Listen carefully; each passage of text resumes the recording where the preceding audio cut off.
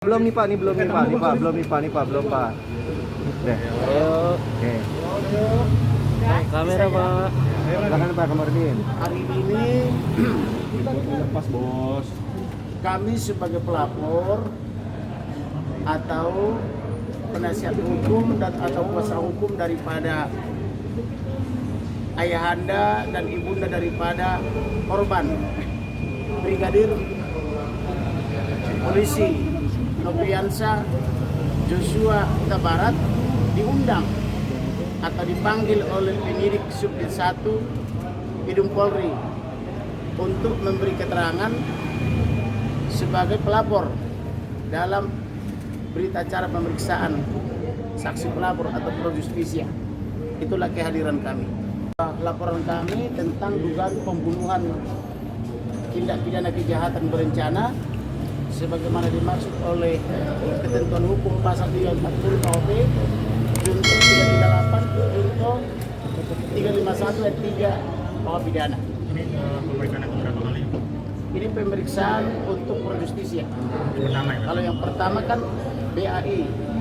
Setelah ditingkatkan menjadi sidik waktu itu ketika kami menyodorkan 11 orang saksi di Jambi, maka sekarang ini saya sebagai pelapor atau kami sebagai pelapor dipanggil untuk memberi keterangan dalam BAP pro justisia. Apa saja Pak kira-kira nanti materi-materi yang juga disampaikan? Materi-materinya tentu berupa pertanyaan, mulai daripada apakah sehat, kemudian apakah bersedia memberi keterangan, kemudian masuk kepada materi 340, 338, dan 351. Sudah 340, 338, 351. Barang bukti apa saja Bang? Barang buktinya banyak. Pertama, keterangan saksi. Ada kira-kira 11 saksi yang kita ajukan. Yang kedua adalah bukti surat atau akta. Yang ketiga nanti pendapat ahli pidana, ahli forensik, macam-macam itu dipanggil oleh penyidik. Kemudian yang berikutnya itu petunjuk atau persesuaian antara keterangan saksi dengan surat, dengan keterangan ahli. Kemudian nanti masuklah kepada keterangan terlapor atau tersangka atau pengakuannya kan begitu. Surat akta itu? Banyak, akta juga ada. Akta apa maksudnya? Akta notaris. Notaris maksudnya? Hah? Akta notaris terkait dengan hasil pertama atau hasil sementara pemeriksaan visum et repertum kedua dan atau otopsi yang kedua, karena kami sudah menotariskan. Apa Pak hasil otopsinya Pak? Yang kedua. Kalau yang pertama kan kita nggak dapat. Hasilnya apa Pak? Dari hasil yang kedua itu otopsinya seperti apa Pak yang didapat? Otopsi yang kedua itu kan salah satunya itu otak tidak ditemukan di kepala. Kamera Pak. Ya, kemudian ada lem di belakang kepala. Ketika diraba-raba ada lem, lalu dibotak ini rambut. Setelah dibotak ditemukan bekas lem. Lemnya dicopot, lalu ditusuk ke arah mata, mentok, tidak tembus. Tetapi ketika ditusuk atau disonde ke arah hidung tembus, berarti tembakan dari belakang tembus di puncak hidung. Itu yang dulu gambarnya saya tunjukkan dijahit. Itu tembakan pertama. Tembakan kedua itu dari bawah leher menuju bibir bawah. Ketika disonde dia atau ditusuk tembus ke bibir bawah. Itu juga tembakan kedua.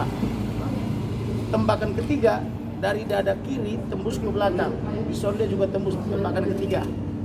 Tembakan keempat di pergelangan dalam ditusuk tembus keluar. Jadi 4 peluru ya. Nah, 4 peluru tembus atau diduga peluru. Di luar daripada itu ada lagi luka lain. Luka lain itu di tengkorak itu ada 6 retakan dan otak tidak ditemukan lagi di situ. Kemudian di bawah mata ini ada sobekan-sobekan juga benda tajam. Kemudian di atas alis. Kemudian di bahu sebelah kanan. Ini bahu sebelah kanan ada luka terbuka. Dokter belum tahu penyebabnya, maka diambil sampelnya untuk diperiksa di lab. Kemudian ini patah. Pergelangan tangan ini patah, tidak tahu siapa yang matahin. Kemudian jari-jari ini dipatah-patahin. Jari kelingking, jari manis dipatah-patahin. Kemudian juga luka. Dan ini jauh dari peluru. Pelurunya tadi kan kepala, di leher, di dada, sama di pergelangan. Ini kenapa ini luka di sininya? Dan kenapa ini patah-patah dan ini patah? Kemudian di kaki sebelah kiri. Ini lebam dan ada resapan darah di di dengkulnya ini. Tidak tahu siapa yang menganiaya. Kemudian di kaki, di pergelangan kaki begini ada tembusan luka lubang. Belum tahu penyebabnya apa, apakah peluru atau benda tajam. Masih diambil sampelnya baik dari dengkul ini maupun dari sini dibawa untuk diotopsi. Untuk diperiksa di labnya L. Kemudian di kanan ini juga ada diduga sobekan di urat nadi, tapi di situ masih polemik apakah itu pemasangan formalin apa tidak. Nah, kemudian di punggung. Kemudian kanan kiri ini lebam-lebam. Nah, kemudian pankreas tidak ditemukan. Pankreas tidak tampak atau tidak ditemukan, demikian juga kantong kemih. Itulah sementara, sedangkan yang lain seperti ginjal itu dipotong untuk diuji di lab. Demikian juga organ-organ lainnya diambil untuk di lab. Dan otak ditemukan di bagian dada. Saya tidak tahu siapa yang memindahkan otak ke bagian dada. Apakah bagian otopsi yang pertama atau yang sebelumnya, kita nggak paham. Jadi itulah kira-kira intinya. Pak, keterangan tim forensik atau memang pengamatan Bapak gitu melihat luka-luka itu? Jadi dulu ada negosiasi.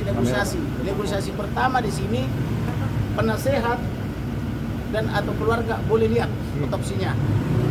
Kemudian berkembang penasehat atau keluarga tak boleh, hanya diberikan CCTV. Kemudian berkembang lagi rapat dengan dokter forensik di hari-hari terakhir atau di malam menjelang penggalian kubur, baik keluarga maupun penasihat hukum tak boleh. Yang boleh harus yang berprofesi dokter dan atau paramedis.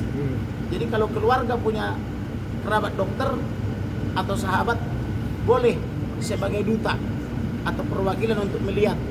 Maka pada malam hari itu kita carilah Ito Herlina Lubis, magister kesehatan, satu lagi Dr. Martina Aritonang Raja Guguk. Kita beri surat tugas, mereka lah mewakili kita masuk ke dalam ruang OK atau ruang operasi atau ruang otopsi itu. Mereka lah mencatat apa yang diperbincangkan oleh dokter-dokter forensik. Misalnya